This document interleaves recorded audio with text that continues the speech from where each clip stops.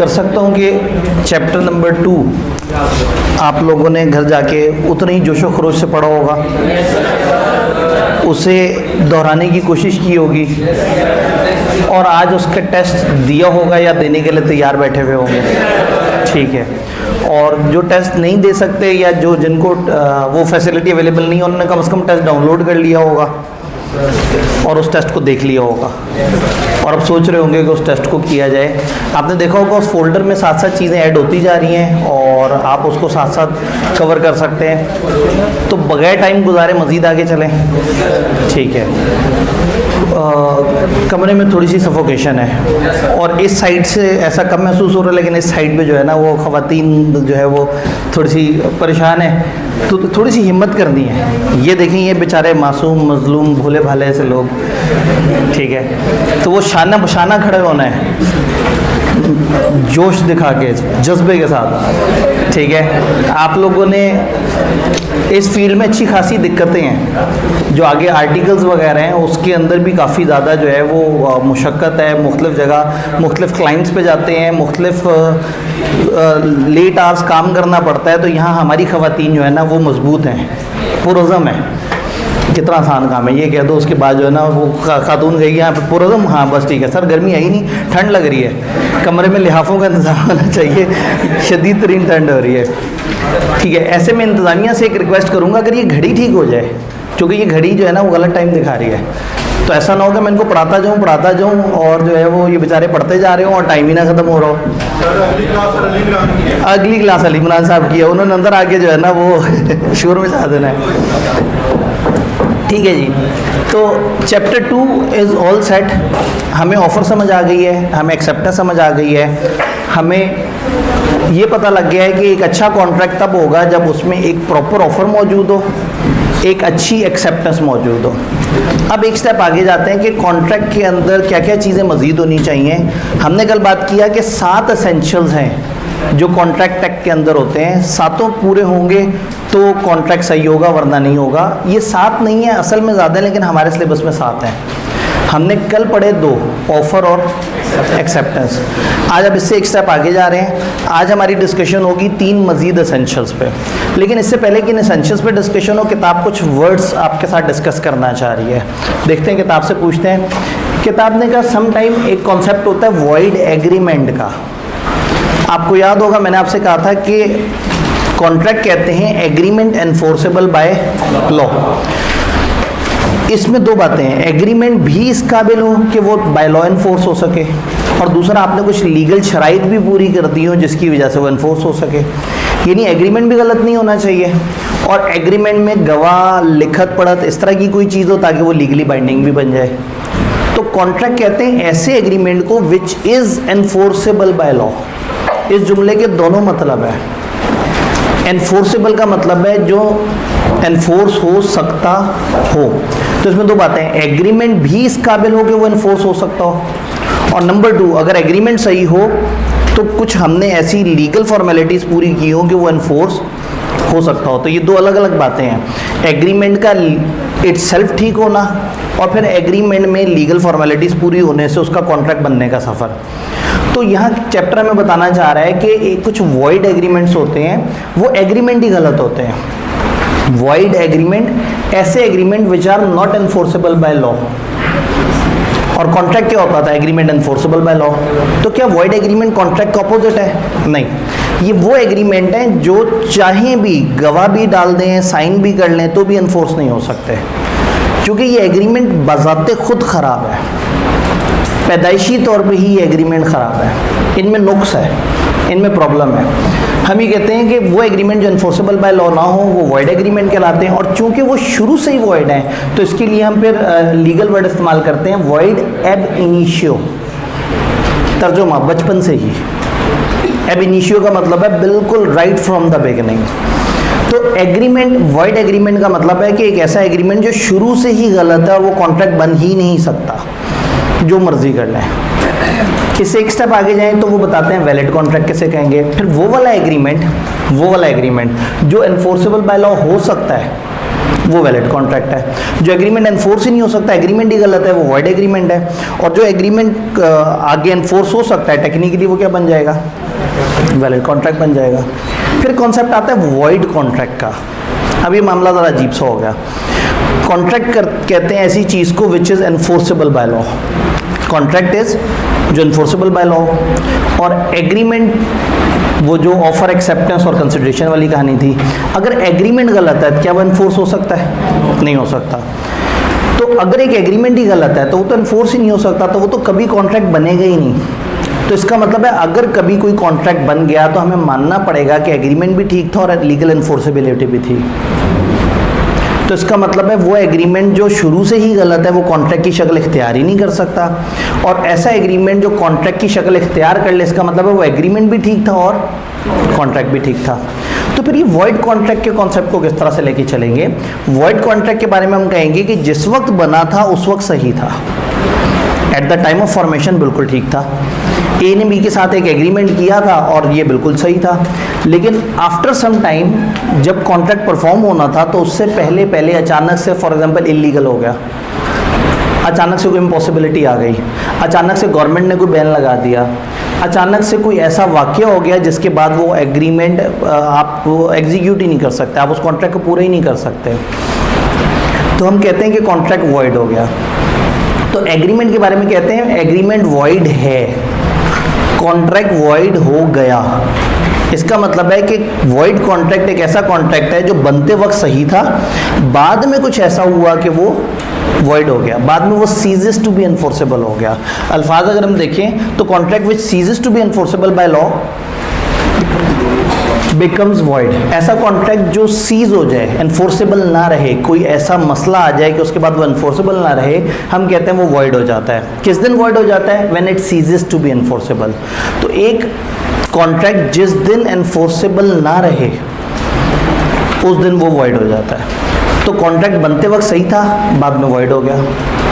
दर्जनों एग्जांपल्स हो सकती हैं, छोटी छोटी एग्जांपल्स की बात करते हैं, लेकिन आपको पता है कॉन्ट्रैक्ट बनने के बाद का सफ़र चैप्टर नंबर 6 से 10 के दरमियान है। लेकिन जस्ट फॉर अंडरस्टैंडिंग देख लेते हैं। कॉन्ट्रैक्ट बना, बाद में इलीगल हो गया। एक कॉन्ट्रैक्ट बना, जिस चीज़ के लिए बना वो चीज़ इम्पॉसिबल हो गई। एक कॉन्ट्रैक्ट शुरू में बना, वो सही था, बाद में कोर्ट ने कोई ऑर्डर जारी कर दिए। एक कॉन्ट्रैक्ट बना और बाद में पार्टीज़ ने खुद ही से उसको ख़त्म कर दिया। तो there can be many situations जिसमें कॉन्ट्रैक्ट बनने के बाद भी वो वॉइड हो सकता है। तो वॉइड कॉन्ट्रैक्ट को वॉइड एब इनिशियो नहीं कहेंगे, ये शुरू से वॉइड नहीं था। लेकिन वॉइड एग्रीमेंट को क्या कहेंगे? वॉइड एब इनिशियो, वो शुरू से ही वॉइड था। तो वॉइड कॉन्ट्रैक्ट एक contract which ceases to be enforceable by law. इसका मतलब है valid contract was valid contract at the time of formation, but subsequently it ceases to be enforceable. शुरू में वैलिड था, लेकिन बाद में क्या हुआ? एनफोर्सेबल नहीं रहा। तो इसको हम कहते हैं ये वॉइड कॉन्ट्रैक्ट। फिर लास्ट वर्ड इसमें समझने वाला है void able contract. Void able, ऐसा कॉन्ट्रैक्ट जो वॉइड हो सकता है। समटाइम एक कॉन्ट्रैक्ट बनता है और कॉन्ट्रैक्ट के कुछ अरसे बाद जाके हमारे सामने कुछ ऐसी हकीकत आती है कि जिसमें हमें पता लग जाता है कि इस कॉन्ट्रैक्ट में एक के साथ जुल्म हो रहा है और दूसरे के साथ जुल्म नहीं हो रहा। एक बंदा जालिम है, एक बंदा मजलूम है। तो अगर हमें ये नज़र आ जाए कि कॉन्ट्रैक्ट में कुछ पार्टीज़ के साथ नाइंसाफ़ी हो रही है और कुछ के साथ नाइंसाफ़ी नहीं हो रही, तो जिनके साथ नाइंसाफ़ी हो रही है लॉ उनको इख्तियार दे देता है। उनसे कहता है देखो तुम्हें अगर कॉन्ट्रैक्ट नहीं समझ आ रहा तुम कॉन्ट्रैक्ट को कैंसिल कर सकते हो। तो ये बन जाता है वॉइड एबल कॉन्ट्रैक्ट, ऐसा कॉन्ट्रैक्ट जिसे कैंसिल किया जा सकता है। और नॉर्मली कुछ पार्टीज़ को कैंसिल करने का इख्तियार मिलता है, कुछ को नहीं। अगर दो पार्टीज़ हैं तो एक को इख्तियार मिलेगा, एक को नहीं। फॉर एग्जांपल 4-5 पार्टीज़ हैं, 2-3 पार्टीज़ एक तरफ हैं, 2-3 पार्टीज़ दूसरी तरफ। तो जिस तरफ मजलूम पार्टीज़ होंगी उनको ऑप्शन मिल जाएगा कि वो उस कॉन्ट्रैक्ट को कैंसिल कर सकते हैं। तो वॉइडेबल कॉन्ट्रैक्ट किसे कहेंगे? ऐसा कॉन्ट्रैक्ट जो ज़रूरत पड़ने पे वॉइड हो सकता है। तो हम कहते हैं agreement which is enforceable by law at the option of one और मोर ऑफ द पार्टीज़। एक या एक से ज़्यादा पार्टीज़ के तहत एनफोर्सेबल हो, लेकिन not at the option of other और अदर्स। कुछ के कहने पे एनफोर्सेबल हो और कुछ के कहने पे एनफोर्सेबल ना हो, तो इसको हम कहते हैं ये वॉइडेबल है। ब्रैकेट में उन्होंने वजाहत की voidable at the option of aggrieve party. Aggrieve कहते हैं मजलूम को, जिसके साथ जुल्म हुआ है, and not at the option of defaulting party. जिसने डिफॉल्ट की है, जिसने गड़बड़ की है वो नहीं, जो मजलूम है उसके ऑप्शन पे वॉइडेबल है। तो टेक्निकली ये 4 चीज़ें हैं। वॉइड एग्रीमेंट ऐसा एग्रीमेंट जो शुरू से गलत है। वैलिड कॉन्ट्रैक्ट ऐसा कॉन्ट्रैक्ट जो सही एग्रीमेंट की बेस पे सही तरीके से बन चुका है। वॉइड कॉन्ट्रैक्ट एक ऐसा वैलिड कॉन्ट्रैक्ट जो कि आगे चल के किसी वजह से वॉइड हो गया।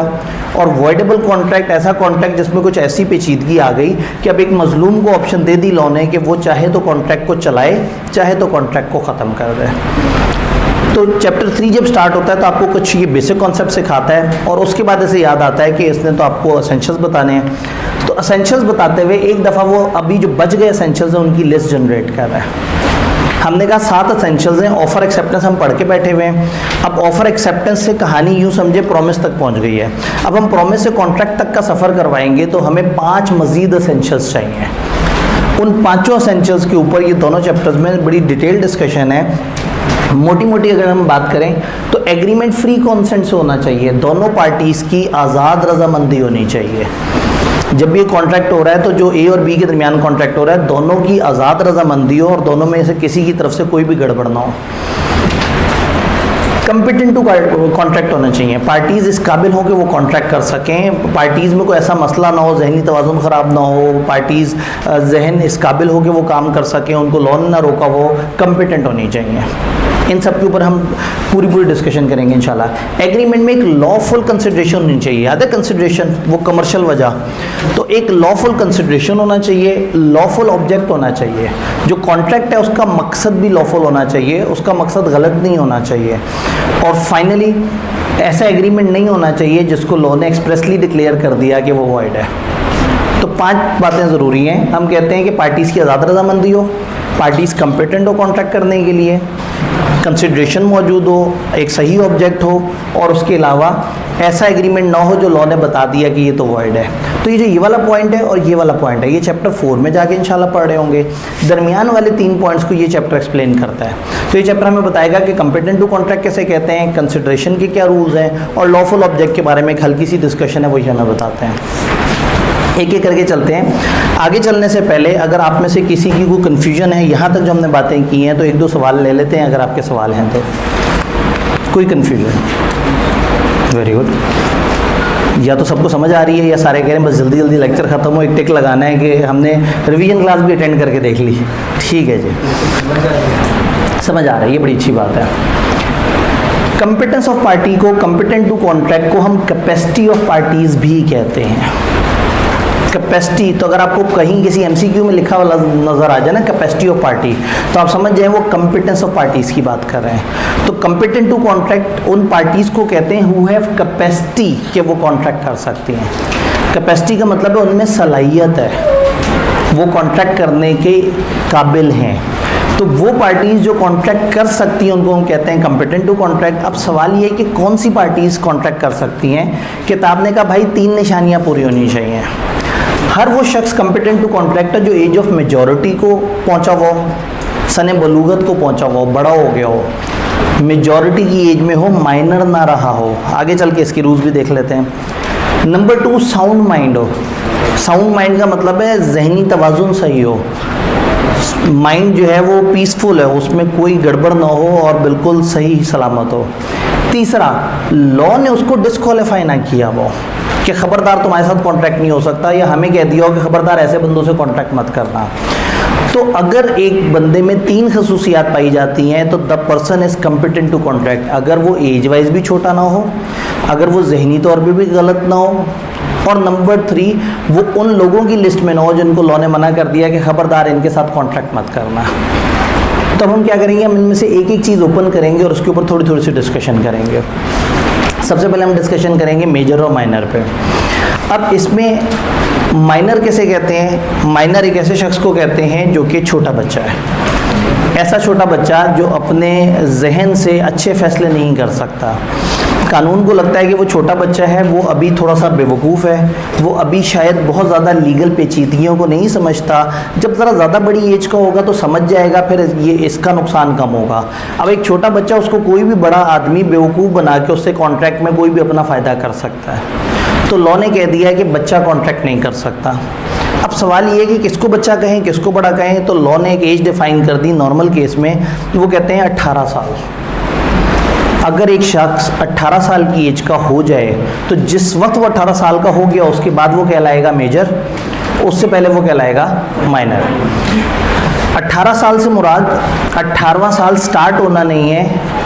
असल में इसमें भी कन्फ्यूजन होती है कि 18वां साल स्टार्ट हुआ है, एंड हुआ है। टेक्निकली जिस दिन 18th बर्थडे आ गई उस दिन वो मेजर है। ईसवी सिस्टम के मुताबिक जिस दिन उसकी सालगिरह उससे पिछली रात 12 बजे वो मेजर हो जाएगा। तो 11:55 पे कॉन्ट्रैक्ट नहीं कर सकता और 12:05 पे कॉन्ट्रैक्ट कर सकता है। कानून को लगता है कि अब वो इतना बड़ा हो गया, समझदार हो गया कि वो अपने फैसले कर सकता है। बट अगेन देखिए, मेजर तो आप लोग भी हो गए, लेकिन फैसले आप कहाँ कर पाते हैं? ठीक है, तो कानून सम टाइम ना थोड़ा सा ज़रा ज़्यादा अलर्ट हो जाता है, ख़ास तौर पे उन बच्चों के केस में जिनके सर पे पेरेंट्स नहीं होते सम टाइम, क्योंकि ऐसे बच्चे किसी ना किसी गार्डियन की कफालत में होता है। तो होता ये है कि फॉर एग्जांपल किसी बच्चे के वालिदैन का एक्सीडेंट हो गया या किसी बच्चे के वालिदैन जो है वो सेपरेट हो गए या कुछ भी इस तरह से हुआ और अदालत ने इस बच्चे की तहवील दे दी एक गार्डियन के पास। गार्डियन नॉर्मली फैमिली का कोई क्लोज रिलेटिव होता है, नॉर्मली चाचा, मामा, ताया, इस तरह के लोग जो है ना गार्डियन के तौर पे होते हैं। तो अगर एक बच्चा एक गार्डियन के पास है तो गार्डियन ज़ाहिर उस बच्चे की परवरिश करेगा और बच्चा कहीं ना कहीं अनड्यू इन्फ्लुएंस में रहेगा। जिसने उसको बाप की जगह पाला है वो उसका हमेशा एहतराम करेगा। तो लॉ को लगता है कि ऐसे बच्चे की एज ऑफ मेजॉरिटी थोड़ी सी चेंज करने की ज़रूरत है, क्योंकि 18 साल की एज में लीगली तो वो मैच्योर हो जाएगा, लेकिन जहनी तौर पे अभी भी अपने उस चाचे के एहसान तले दबा हुआ होगा। तो लॉ को ये डर लगा कि ऐसा ना हो कि चाचा जो है जब ये बच्चा 18 साल का हो तो लीगली तौर पे तो मैच्योर हो गया है, लेकिन ज़ाहिर है वो अपने चाचा का भी एहतराम करता है। तो चाचा कहीं उसे बिठा के इमोशनल ब्लैकमेल ना कर ले, उसे कहे देखो तुम 4 साल के थे तब से जो है तुम्हारे वालिद गुजर गए, फिर मैंने अपनी सारी ख्वाहिशात एक तरफ करके सिर्फ तुम्हें पाला पोसा, अपने बच्चों को 1.5 रोटी खिलाता था, तुम्हें 2 रोटी खिलाता था। तो अब ज़ाहिर है अब तुम्हारा चाचा बूढ़ा हो गया है, अब तुम्हारा चाचा ये एक्सपेक्ट करता है कि इस एज में अब तुम अपने चाचा की मदद करोगे। तुम 18 साल के होने वाले हो, उसके बाद तुम कानूनी तौर पे अपने फैसले कर सकते हो। तो ज़ाहिर है अगर तुम्हारा ये बूढ़ा चाचा एक्सपेक्ट करे कि तुम अपनी आधी जायदाद मुझे दे दो तो इसमें कुछ हर्ज नहीं। बच्चा बेचारा इमोशनल हो जाएगा, आंखों से आंसू टपकने शुरू हो जाएंगे, चाचा आपने आधी जायदाद की, आप पूरी जायदाद कह देते। ठीक है, मैं तो मुझे पाला ही आपने, आप क्या बात करते हैं, आपने कैसे सोचा कि मैं कुछ गलत सोचूंगा, ये सारी जायदाद आपकी है। क्योंकि बच्चा लीगली मैच्योर हुआ है लेकिन रिश्तेदारियों में मैच्योर नहीं हुआ अभी। कानून ने फिर बड़ा सोचा कि वो कौन सी एज है जिसमें बच्चा बदतमीज़ हो जाता है। उन्होंने एज निकाली 21 साल। उन्होंने कहा अगर एक बच्चे पे गार्डियन अपॉइंटेड है ना तो फिर वो माइनर ही कहलाएगा 21 साल की एज तक। 21 साल एक ऐसी एज है कि जब वो इमोशनली भी मैच्योर हो चुका होगा, लीगली भी मैच्योर हो चुका होगा। अब जो वो फैसले करेगा वो गलत नहीं होंगे, वो उसके लिए नुकसानदेह नहीं होंगे। तो याद रखना है कि माइनर छोटे बच्चे को कहते हैं जो मेजर नहीं हुआ, और मेजॉरिटी की एज 18 साल है नॉर्मल केस में, और 21 साल है जहाँ कोई गार्डियन अपॉइंटेड है। अब माइनर से रिलेटेड लॉ क्या बताता है, आप आगे आगे लॉ पढ़ते जाएंगे तो जगह जगह माइनर के बारे में मुख्तलिफ बातें आती हैं, पार्टनरशिप में भी आती हैं, मुख्तलिफ और जगह हम जिक्र करते हैं। तो किताब ने यहाँ किया कुछ पॉइंट्स को समअप कर दिया, जिनमें से कुछ हम यहाँ डिस्कस कर लेंगे, कुछ को थोड़ा सा आगे कैरी फॉरवर्ड कर लेंगे। फॉर एग्जाम्पल किताब हमें ये कहती है कि agreement with minor is word एब इनिशियो। ये जुमला में फ़ौरन से समझ आ जाता है कि माइनर के साथ एग्रीमेंट शुरू से ही गलत है, एग्रीमेंट हो ही नहीं सकता। देन हम ये कहते हैं कि माइनर जो है कोई भी शख्स कम्पिटेंट टू कॉन्ट्रैक्ट होना चाहिए eight the time of entering in the contract. अब माइनर जो है वो तो छोटा बच्चा है, अगर वो 17 साल का है और उसके साथ एक कॉन्ट्रैक्ट हो जाए तो वो तो कॉन्ट्रैक्ट गलत है। लेकिन अगर वो 19 साल का हो जाए और फिर वो कहे कि 17 साल की एज में मैंने जो कॉन्ट्रैक्ट किया था मैं उसे रेटिफाई करता हूँ। रेटिफाई, RATIFY, रेटिफाई का मतलब होता है तस्दीक करना। इसके साथ जो कनेक्टेड वर्ड होता है उसको हम कहते हैं रेटिफिकेशन। माइनर अपने माइनॉरिटी के ज़माने की कॉन्ट्रैक्ट को रेटिफाई भी नहीं कर सकता। क्योंकि eight the time of making contract भी आपको कॉम्पिटेंट टू कॉन्ट्रैक्ट होना चाहिए। तो 17 साल की एज में वो कॉम्पिटेंट नहीं था, लेकिन 19 साल की एज में वो कॉम्पिटेंट है। तो दिस इज नॉट पॉसिबल कि वो 19 साल की एज में अपने 17 साल की एज के किए हुए किसी कॉन्ट्रैक्ट को ओके कर दे, रेटिफाई कर दे। तो रेटिफिकेशन का मतलब क्या है? तस्दीक करना। माइनर को ये मना है, माइनर सब्सिक्वेंटली अपने कॉन्ट्रैक्ट्स को रेटिफाई नहीं कर सकता, क्योंकि रूल ये है कि person must be competent to contract at the time of entering. तो किताब में जुमला जिस तरह से लिखा हुआ है लॉ से लेके, अगर इसमें हम ये वर्ड माइनर को पर्सन से रिप्लेस कर दें तो थोड़ा इजी हो जाता है समझना। It is necessary that the person must be competent to contract at the time of entering to contract. तो माइनर जिस वक्त माइनर है उस वक्त वो कॉम्पिटेंट नहीं है, इसका मतलब है कि वो कॉन्ट्रैक्ट जो 17 साल की एज में उसने किया वो गलत था। तो 19 साल की एज में वो उस गलत कॉन्ट्रैक्ट को रेटिफाई भी नहीं कर सकता। क्या ये बात समझ आई? देन माइनर को इनसॉल्वेंट भी डिक्लेयर नहीं कर सकते क्योंकि वो इनकम्पिटेंट टू कॉन्ट्रैक्ट है। माइनर जब इनकम्पिटेंट टू कॉन्ट्रैक्ट है तो माइनर के ऊपर आप ये नहीं कर सकते कि जी माइनर तुमसे हमें इतनी लाइबिलिटी चाहिए, और फिर माइनर बेचारा अपने घर के असासे बेच रहा हो और सारा कुछ करने के बाद लाइबिलिटी पूरी कर रहा हो। माइनर इंसॉल्वेंट हो ही नहीं सकता। क्यों? क्योंकि वो कॉम्पिटेंट टू कॉन्ट्रैक्ट ही नहीं है। ये इंसॉल्वेंट क्या होता है थोड़ी देर तक हम वर्ड इंसॉल्वेंट पे भी बात करेंगे। तो एक माइनर को दिवालिया डिक्लेयर नहीं कर सकते, माइनर के एसेट्स नहीं छीन सकते, minor is not competent to contract. Then अगर एक माइनर एंटर हो जाए एग्रीमेंट में jointly with a major person, एक छोटा बच्चा है और एक बड़ा, ये दोनों मिलकर एग्रीमेंट कर रहे हैं, तो बच्चा एग्रीमेंट नहीं कर सकता लेकिन बड़ा एग्रीमेंट कर सकता है। तो जब एक बच्चा और बड़ा मिलके किसी के साथ एग्रीमेंट करेंगे तो वो एग्रीमेंट सिर्फ बड़े के अगेंस्ट एनफोर्स हो सकता है, बच्चे के अगेंस्ट नहीं हो सकता। कल को उस एग्रीमेंट में कोई भी नुकसान हो जाए तो सब के सब उस बड़े आदमी को पकड़ेंगे जो उस बच्चे के साथ था, बच्चे को कोई नहीं पकड़ेगा। क्यों? वो तो माइनर है, माइनर को आप पकड़ ही नहीं सकते। एक बात जो यहाँ नहीं लिखी हुई, आप माइनर पे केस नहीं कर सकते लेकिन माइनर आप पे केस कर सकता है। तो बच्चे पे लीगली केस भी नहीं किया जा सकता क्योंकि वो माइनर है, और माइनर जो है वो कॉम्पिटेंट टू कॉन्ट्रैक्ट नहीं है और वो अपने कॉन्ट्रैक्ट वगैरह अपने मामलात को सही से नहीं देख सकता। तो हम ये बात करते हैं कि बच्चा और बड़ा मिलके एग्रीमेंट कर रहे हैं तो भी बड़ा कसूरवार है। बच्चे ने किसी बड़े को बेवकूफ़ बना दिया, मिस्टर ए मिस्टर बी में से मिस्टर बी माइनर है, मिस्टर बी ने मिस्टर ए को कंफ्यूज किया और जो है वो ज़रा मोटी मोटी सी मूछें रख के आ गया, और मिस्टर ए को लगा कि ये तो मेजर है जबकि वो माइनर था, और फिर उस माइनर ने मेजर का नुकसान कर दिया उस कॉन्ट्रैक्ट में। वो बेचारा रोता हुआ अदालत गया और अदालत से कहा जी मुझे इंसाफ दिलाएं। तो अदालत ने कहा तुम्हारे साथ किसने धोखा किया? उसने कहा छोटे बच्चे ने। तो अदालत का भी हासा निकल जाएगा। वो कहेंगे बच्चे ने मजाक की है, छेड़छाड़ की है। तो उसने कहा नहीं कॉन्ट्रैक्ट होता है, बच्चे के साथ कॉन्ट्रैक्ट तो हो ही नहीं सकता। तो अगर बच्चे ने तुम्हें नुकसान पहुँचाया है तो वो लीगल नुकसान नहीं है, कानून इस चीज़ को स्वीकार ही नहीं करता। तुम बच्चे के हाथों धोखा खा के आ गए हो, अब जाओ और रो इस बात पे कि तुम्हें समझ ही नहीं आई कि वो छोटा बच्चा है। तो अगर एक बच्चा अपने आप को बड़ा डिक्लेयर करके कॉन्ट्रैक्ट करे और उस कॉन्ट्रैक्ट में भी कोई नुकसान हो तो बच्चे का कसूर नहीं माना जाएगा, बड़े का कसूर माना जाएगा कि उसको क्यों नहीं समझ आई कि वो बेवकूफ़ बन रहा है। तो ये जॉइंट एग्रीमेंट हो तो भी, और अगर एक माइनर जो है वो रिप्रेजेंट करता है फ्रॉडुलेंटली कि जी मैं एज ऑफ मेजॉरिटी रखता हूँ और दूसरे को कॉन्ट्रैक्ट में शामिल कर ले, तो भी नुकसान में कौन आएगा? वो बड़ा मेजर ही नुकसान में आएगा। यहाँ पे हम कहते हैं कि रूल ऑफ एस्टॉपल माइनर पे अप्लाई नहीं करेगा। अब ये रूल ऑफ एस्टॉपल अचानक से किताब ने लिख दिया जिसकी यहाँ तुक नहीं बनती थी, ये लाइन के बगैर भी ज़िंदगी अच्छी चल रही थी। बट ये वाला रूल हम आगे चैप्टर्स में पढ़ेंगे, चैप्टर 13 में जाके हम एस्टॉपल को समझेंगे, तो फिर वहाँ हम देखेंगे कि माइनर के ऊपर एस्टॉपल का रूल अप्लाई क्यों नहीं करता। तो चैप्टर 13 में जब हम एस्टॉपल होल्डिंग आउट का जिक्र करें तो एक दफ़ा मुझे याद कराइएगा, हम इस लाइन पर आएँ और फिर हम देखें कि ये माइनर के ऊपर ये वाला रूल अप्लाई क्यों नहीं कर रहा। तो माइनर के बारे में किताब ने डिस्कशन की। जो काम की बात है, कॉन्ट्रैक्ट वर्ड अब इनिशियो है, हो ही नहीं सकता, एग्रीमेंट ही नहीं हो सकता, सब्सिक्वेंटली रेटिफाई भी नहीं हो सकता, माइनर इंसॉल्वेंट डिक्लेयर नहीं हो सकता, जॉइंट एग्रीमेंट करे तो भी बड़ा फंसेगा, माइनर किसी के अगेंस्ट एग्रीमेंट करे तो भी बड़ा फंसेगा। इन एनी केस बड़ा शख्स फंसेगा लेकिन माइनर जो है वो बाउंड नहीं होगा। सेकंड कैटेगरी की तरफ चलते हैं, साउंड माइंड।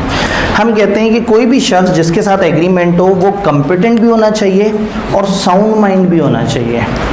साउंड माइंड किसे कहते हैं? लॉ ये कहता है कि एक शख्स को साउंड माइंड तब कहेंगे जब एग्रीमेंट करते वक्त, किस वक्त?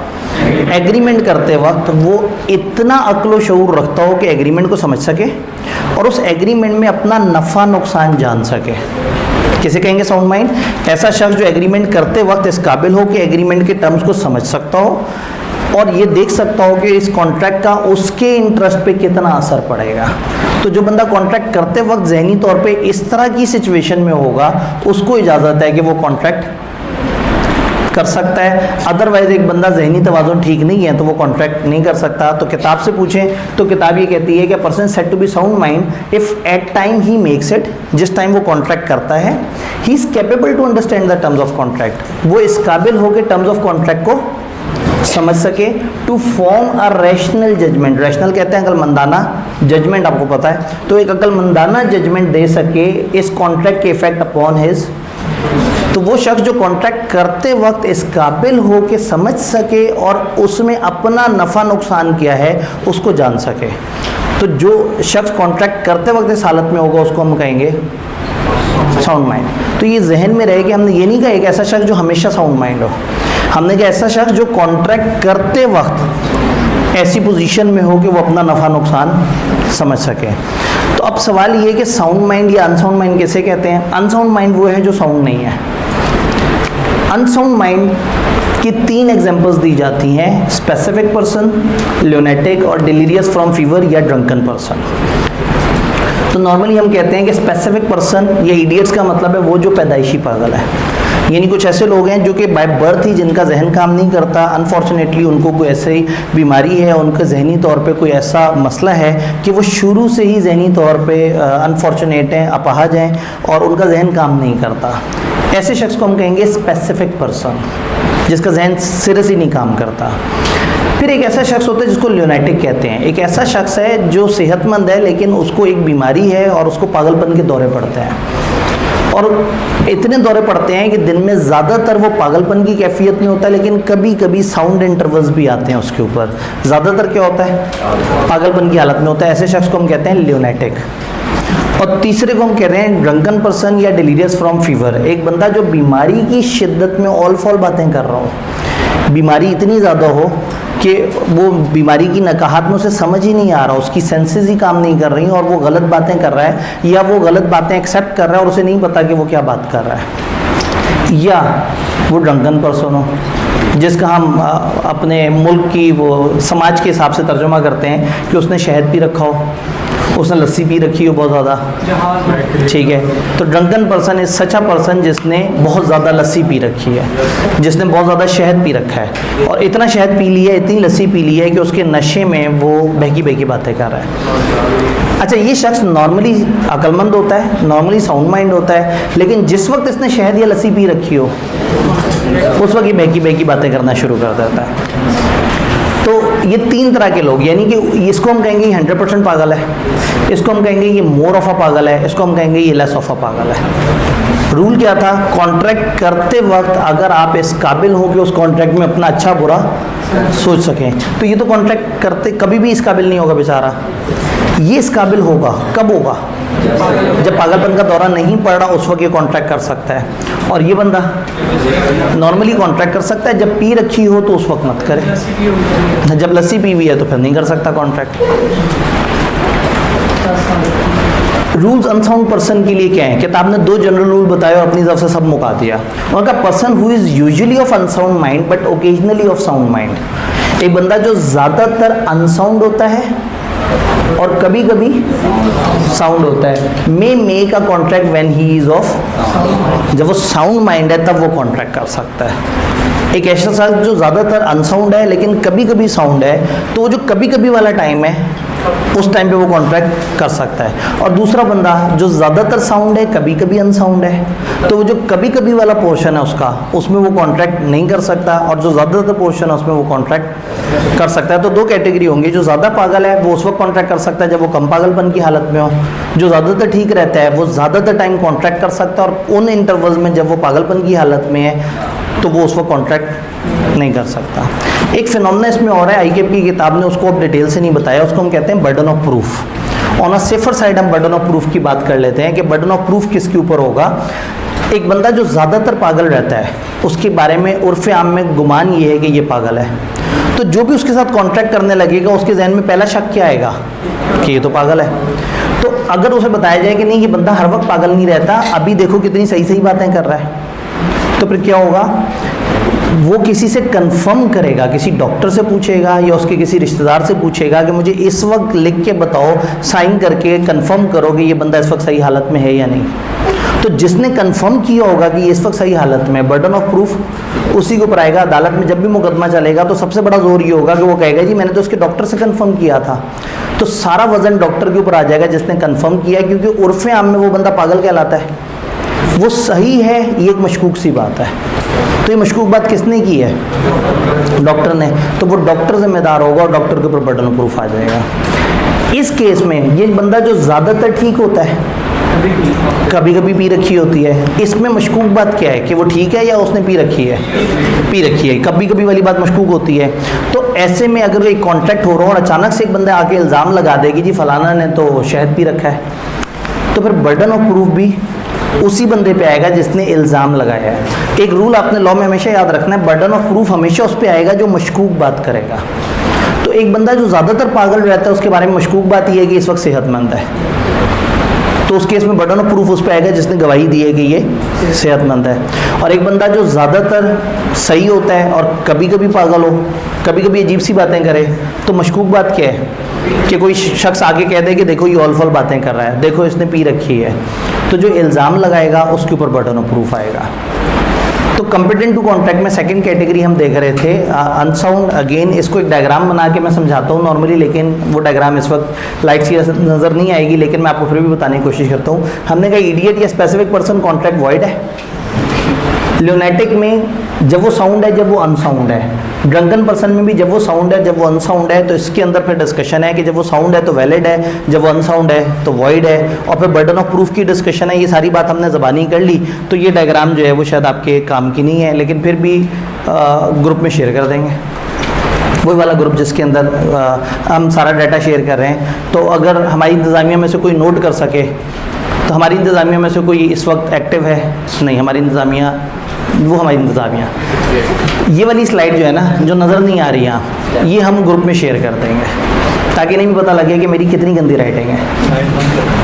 लाइट बंद करके भी दिखाई जा सकती है, लेकिन दामन वक्त में गुंजाइश कम है और मैं आपको अंधेरे में नहीं रखना चाहता।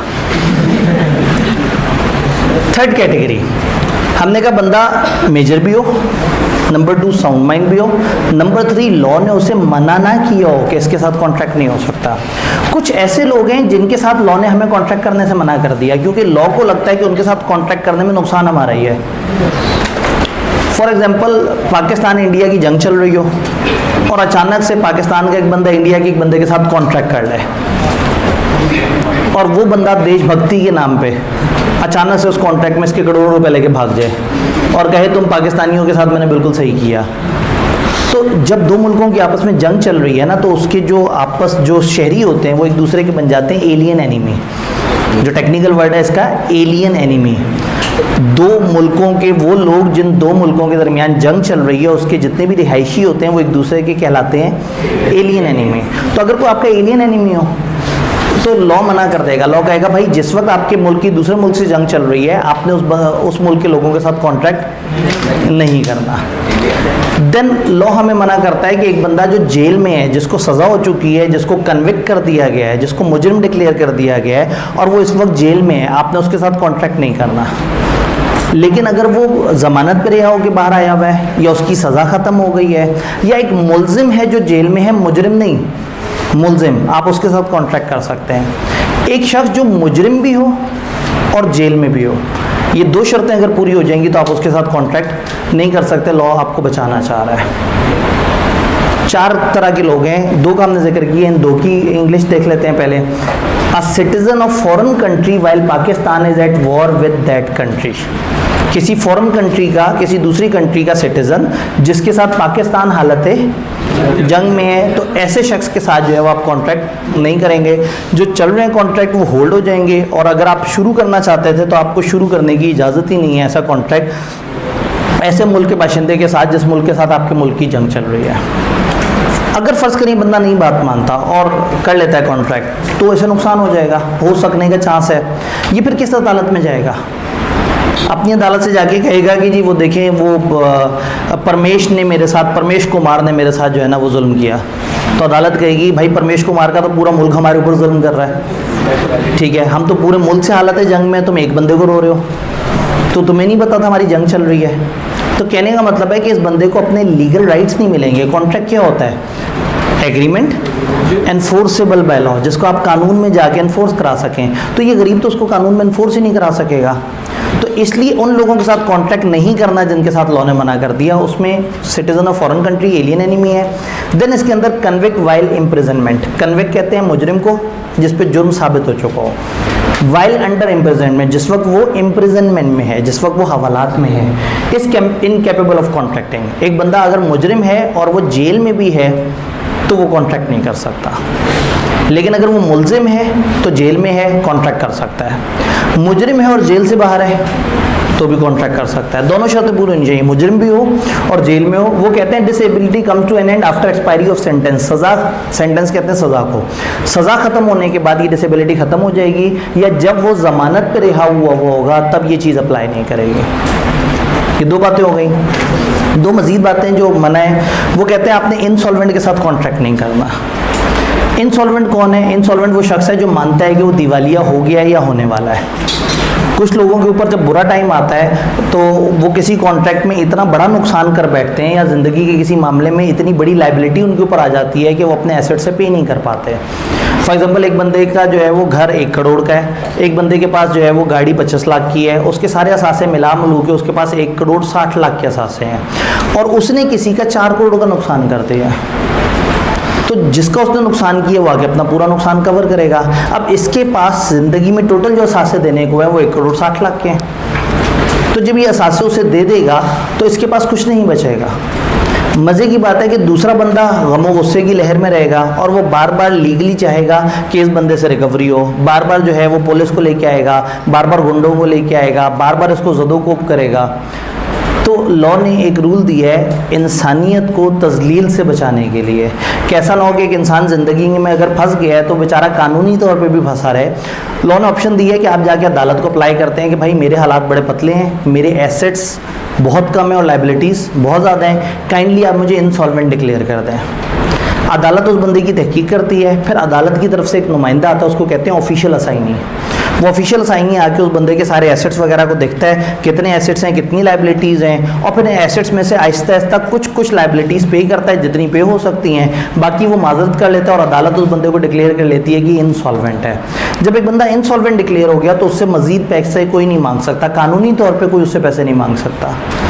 अब आप कर लें एक ऐसे इंसॉल्वेंट के साथ कॉन्ट्रैक्ट जिसको अदालत ने इम्यूनिटी दे दी हो कि खबरदार है इससे कोई पैसे नहीं मांगेगा, वो आपके पैसे लेके भाग जाए तो नुकसान आपका होगा।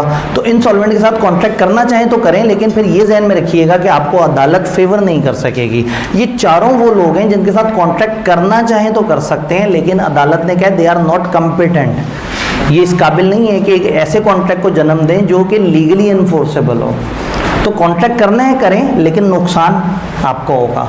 इसी तरह से फिर आते हैं हमारे फॉरेन एम्बेसडर्स वगैरह, ये जो दूसरे मुल्क के सफारतकार पाकिस्तान में आते हैं, दूसरे मुल्क के डेलीगेट्स आते हैं, दूसरे मुल्क के जो मेहमान आते हैं, गवर्नमेंट के ऑफिशियल मेहमान, किसी भी दूसरे मुल्क के बंदे की बात मैं नहीं कर रहा, दूसरे मुल्क के वो लोग जिनको पाकिस्तान की हुकूमत ने ऑफिशियली मेहमान के तौर पर बुलाया है, इन लोगों को कानून ने एहतरामन इम्यूनिटी दी होती है। इम्यूनिटी कहते हैं इस्तिस्ना को, यानी कि इन लोगों पे पाकिस्तान का कोई आम शहरी अगर लीगल केस करना चाहे वो नहीं कर सकता, वरना ये बेचारे तो हर वक्त लोगों के केस ही भुगताते फिरें। तो गवर्नमेंट ने इनको एक फेवर दी है कि आप हमारे मेहमान हैं, आपके ऊपर पाकिस्तान का कोई शख्स केस नहीं कर सकता। गवर्नमेंट ऑफ पाकिस्तान केस कर सकती है, गवर्नमेंट ऑफिशियल्स केस कर सकते हैं, लेकिन आम शहरी इन लोगों पे केस नहीं कर सकते। तो इनके साथ अगर कॉन्ट्रैक्ट करें और ये आपका कोई नुकसान कर दें तो आप कहाँ जाएंगे? आप तो अदालत में जा ही नहीं सकते। इनकी मर्जी है, ये चाहें तो अपने आप को अदालत के सामने पेश करें, चाहें तो कहें भाई हमें इम्यूनिटी मिली भी, हम नहीं आ रहे अदालत। तो इसलिए उन्होंने इन दो लोगों का कहा, एक तो person declared as insolvent can not enter into contract, जो इंसॉल्वेंट हो गया वो कॉन्ट्रैक्ट नहीं कर सकता। क्यों? उसकी प्रॉपर्टी यानी उसके assets is dealt with by official assignee और ऑफिशियल रिसीवर। जो इंसॉल्वेंट हो गया उसके एसेट्स तो उसके हैं ही नहीं, वो एसेट्स किसके पास चले गए? गवर्नमेंट के एक ऑफिशियल असाइनी के पास, वो करेगा उसके सारे मामलात। तो इंसॉल्वेंट के साथ कॉन्ट्रैक्ट करना मना कर दिया। उसके सारे एसेट, लफ्ज़ इन्होंने लिखा है उसकी प्रॉपर्टी, बिजनेस लॉ में ये वर्ड प्रॉपर्टी जब आए 99% इसका मतलब है एसेट्स। प्रॉपर्टी ज़मीन वाली प्रॉपर्टी नहीं है, प्रॉपर्टी से मुराद है एसेट्स। उसकी प्रॉपर्टी मतलब उसके एसेट्स, उसके एसेट्स को डील करेगा ऑफिशियल असाइनी। चौथी बात क्या थी, फॉरेन विनर्स और एम्बेसडर्स को इम्यूनिटी है, इनके पास ये राइट है कि वो कॉन्ट्रैक्ट में एंटर हो सकते हैं, लेकिन उनको प्रिविलेज मिली हुई है ऑफ नॉट बीइंग सूड, कि इन पे केस नहीं हो सकता unless they choose to submit themselves to the jurisdiction of our courts, unless कि वो डिसाइड करेंगे हम अदालत के सामने अपने आपको पेश करते हैं। तो 4 लोगों से हमें कॉन्ट्रैक्ट करने से मना कर दिया। एलियन एनिमी से कॉन्ट्रैक्ट ना करें, आपका नुकसान है। इंसॉल्वेंट से ना करें, एक ऐसे मुजरिम से जो जेल में है उससे कॉन्ट्रैक्ट ना करें, और फॉरेन एम्बेसडर्स वगैरह से कॉन्ट्रैक्ट ना करें। इन चारों से कॉन्ट्रैक्ट करने में आपको कॉन्ट्रैक्ट के सारे फायदे नहीं मिल सकेंगे। तो कंपिटेंट टू कॉन्ट्रैक्ट हमने समझा 7 एसेंशियल्स में से एक एसेंशियल कि कॉन्ट्रैक्ट वो लोग कर सकते हैं हु आर कंपिटेंट। कंपिटेंट वो होता है जो एज ऑफ मेजॉरिटी को पहुंचो, जो साउंड माइंड हो, और जिससे लॉ ने मना ना किया हुआ। तो वो तीनों कैटेगरीज हमने देखी। अब हम आते हैं 2 और एसेंशियल्स की तरफ। एक है कंसिडरेशन, कंसिडरेशन पे डिस्कशन थोड़ी ज़्यादा है, और तीसरा है लॉफुल ऑब्जेक्ट। हम ऑब्जेक्ट की तरफ चलते हैं।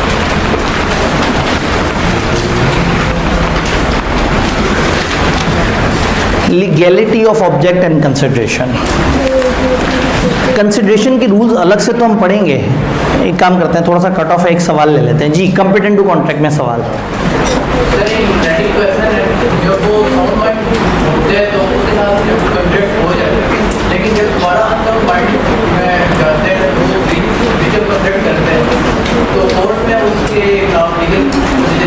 जी, अगर एक शख्स साउंड है eight the time of making contract, एक लुनेटिक था जो साउंड था कॉन्ट्रैक्ट बनते वक्त, तो कॉन्ट्रैक्ट बन गया सही।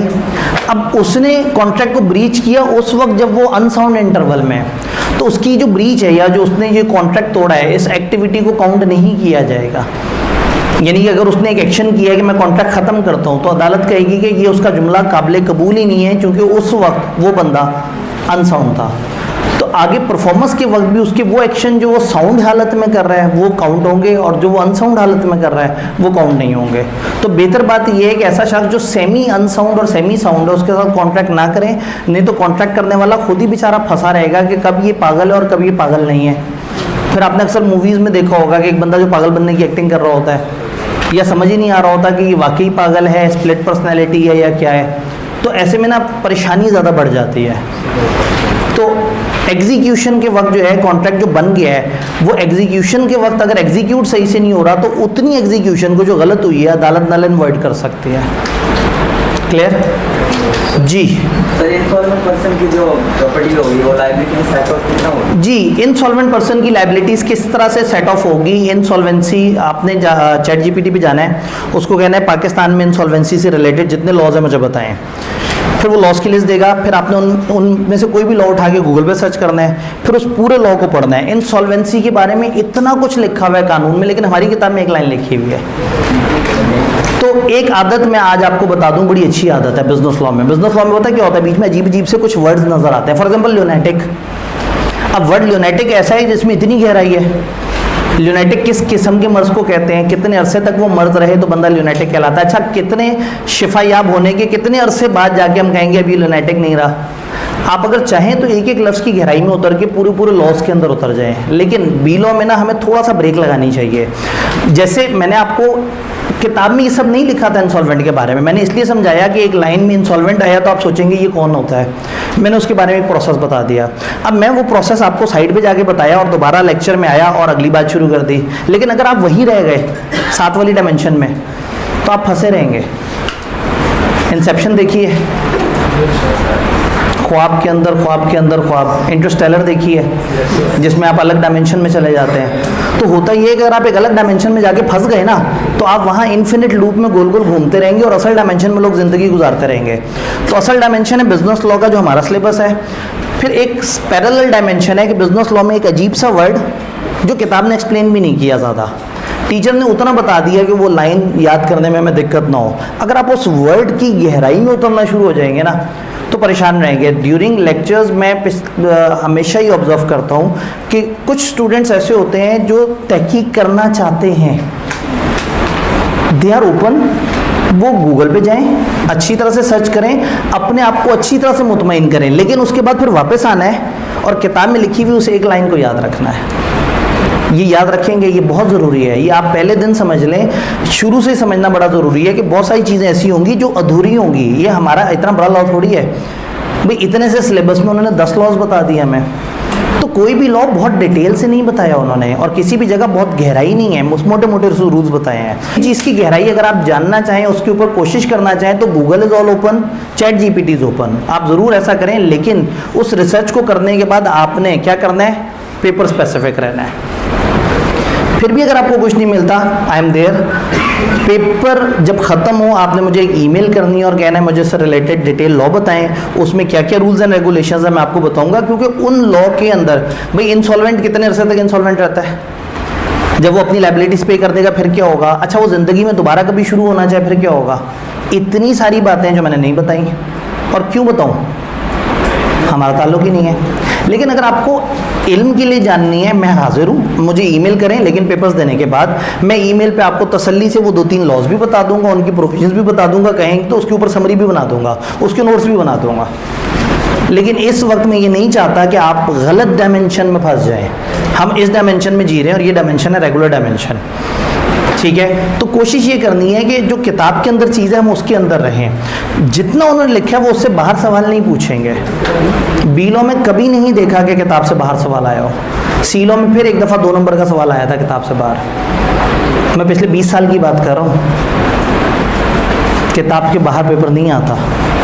तो कोशिश ये करनी है कि जितना सिलेबस है हम उसको अच्छी तरह से कर लें। लेकिन अगेन मैं डिस्करेज नहीं कर रहा हूँ लोगों को जो सीखना चाहते हैं, जानना चाहते हैं। अपने तौर पे उस वक्त परेशान हुए, हल्का सा चैट जीपीटी गूगल से पूछ लिया, मोटा मोटा समझ आ गया, बाद में सोचा चलो पेपर देने के बाद सर से तसल्ली से पूछ लेंगे। आप पूछें, मैं ज़रूर बताऊँगा इंशाल्लाह ताला, वादे के साथ। लेकिन गलत जगह गलत चीज़ पर नहीं फंसना।